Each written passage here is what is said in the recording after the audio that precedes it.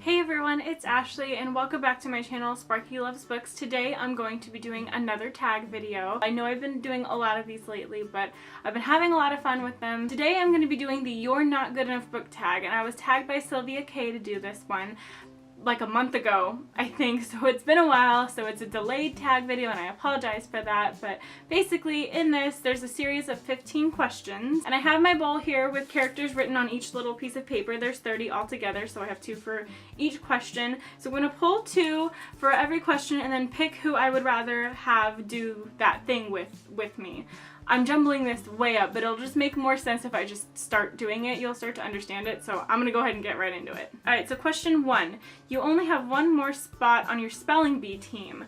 Who would you pick to complete your team? Okay, we have Mara Dyer from the Unbecoming of Mara Dyer series, or Alec Lightwood from the Mortal Instruments series. I think Alec is probably a better speller than Mara is because he's so studious and solemn and serious. I feel like he would take the spelling bee really seriously more than Mara would, so I'm gonna pick Alec to be on my spelling bee team. Question 2. Both characters want to kill you. Which one would you kill first so you have a better chance of surviving? We have Sirius Black from Harry Potter, or Sophie Gracewell from the Blood for Blood trilogy by Catherine Doyle.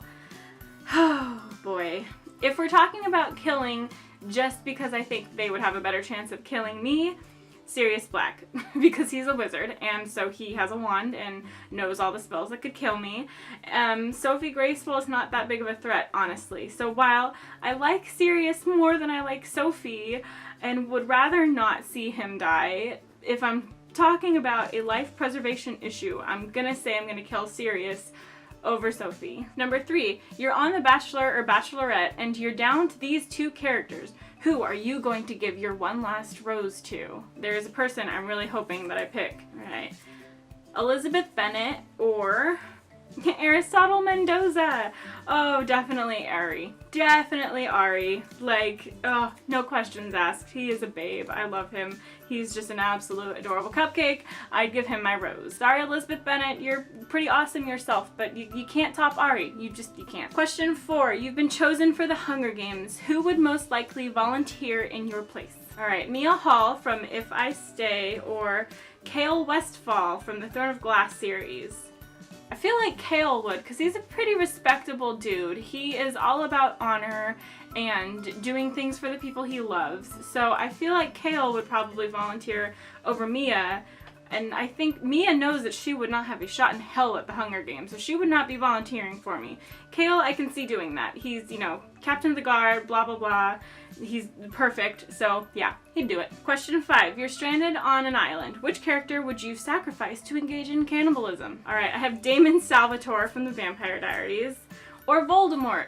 Obviously Voldemort, because that dude be evil, and he can just go die, and then it would just be me and Damon on a stranded desert island forever, which I have no problem with. Question 6. You're the next DC or Marvel superhero, with your own TV show, of course. Who is your sidekick? Alright, we have Owen Gentry from Confess by Colleen Hoover, or Jacob Black from the Twilight series. Jacob would be a better sidekick. And I feel like he would be okay with being a sidekick because then he could be a superhero and kick butt still.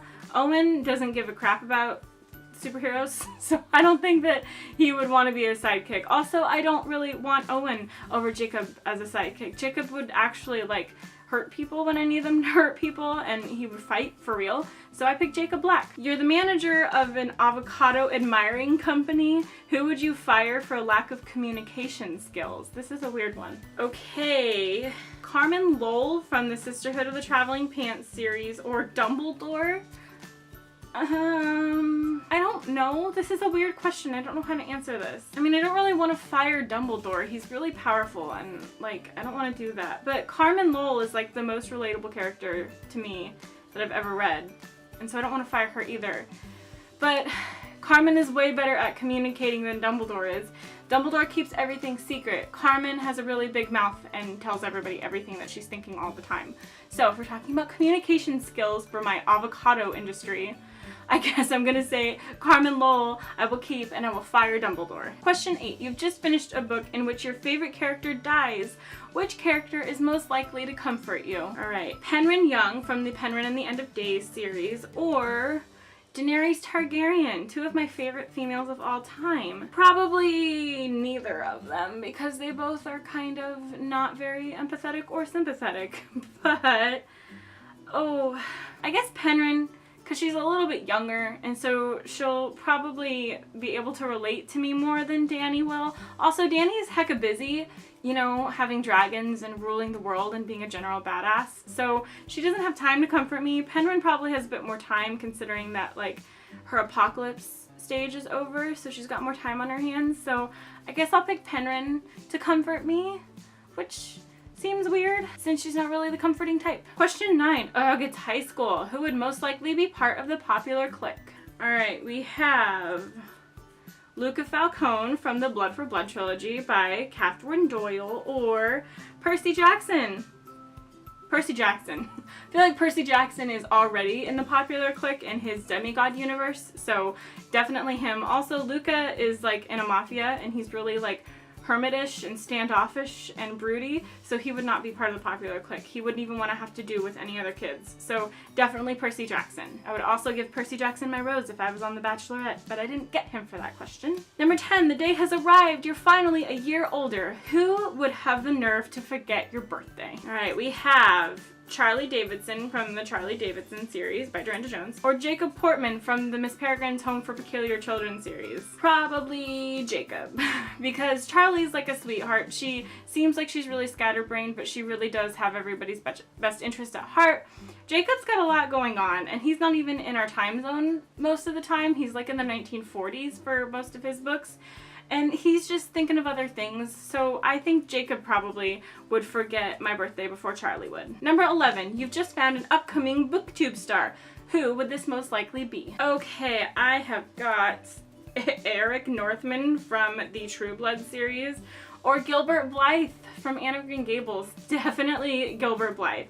Like, he's already bookish, and he's kind of like, he's a teacher and stuff, and he's educationally inclined and nerdy, so definitely him. Because Eric Northman, why the hell would Eric Northman have a booktube channel? Like, in no universe would that ever happen. So obviously Gilbert Blythe. Number 12, sleepover time. Unfortunately, you can only invite one person.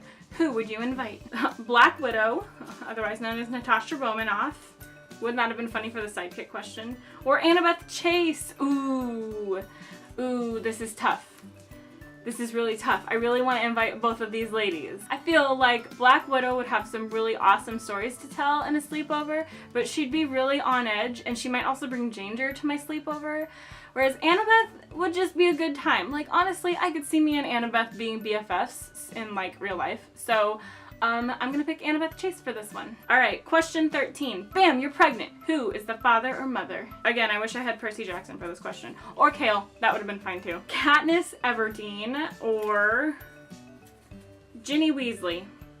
What? Definitely Ginny Weasley, because she is one of the best book characters I've ever read, and she is a babe, so definitely Ginny. Question 14. You've just written a super important text.